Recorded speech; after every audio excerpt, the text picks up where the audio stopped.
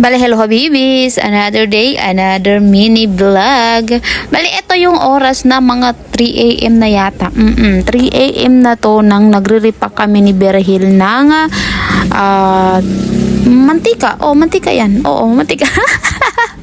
Bale, before anything else, nako, ipalo nyo po si Berhil sa Jill basta Berhil, ilalagay ko na lang sa comment section yung link ng page niya. Bale, eto guys, is nagre-repack nga kami ng mantika. Para lang, siyempre, mas malaki yung kikitain namin. Oo, kasi nga, 'di ba, pagka sa mini store, ang kita lang naman dyan, lalo pag bumibili ka sa mga grocery store na malapit sa inyo, is medyo pricey. Oo, tapos pag tinubuan mo yan ng malaki, nako, hindi na yung pwede dun sa mga customer na demanding.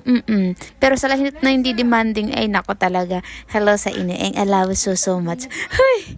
Pero dito nga, oo, kasi may lamay dito sa amin. And hindi naman ako magbabantay dito ng mag-isa lang ako. Kasi nga pag babae, lalo pag mga lasing talaga yung mamimili mo, hindi pwede. Hindi ka pwedeng magbantay. Oo. Pero since meron ako ditong lalaking kasama, kaya may confident akong magbantay. Oo. And isa sa nagustuhan ko talaga, pagka kami talaga magkasama ni Berhil, dami namin nagagawa sa tindahon. Oo, kasi parehas kami ng vibes.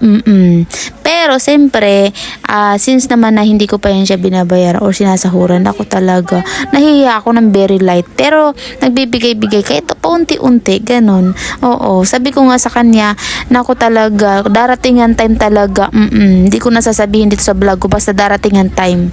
And ako dito is naglalagay ako ng plastic sealed. Oo, yan yung binoblower. Makikita nyo naman dyan kung paano ko bablower yan. And ang naripak namin dito, isang galon to na, isang container to na mantika.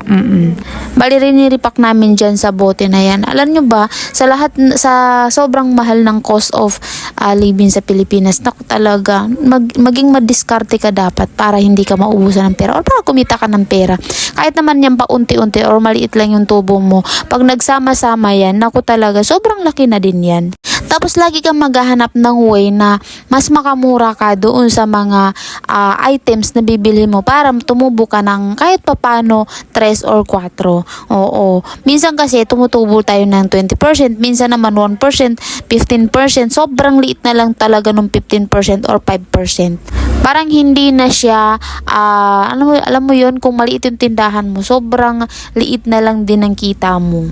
Kaya ako talaga, dito sa store namin, talagang sinasabi ko talaga na habang kayang gawa ng paraan is gagawa natin ng paraan. Oo, kasi pag bumili ka niyan, pag binili mo yan, paano ka natutubo ng malaki or paano ka nakikita, lalo pag nagbabayad ka pa ng pwesto, babayad ka ng kuryente, tubig, so hindi na siya pwede na yung pambayad mo doon sa personal expenses mo is makukuha yung alam mo yung kapital nung tindahan mo. Hindi na yung pwede. Kaya ako talaga ganito, nagre-repack kami kahit naman na medyo nakakapagod, nakakapuyat, pero okay lang.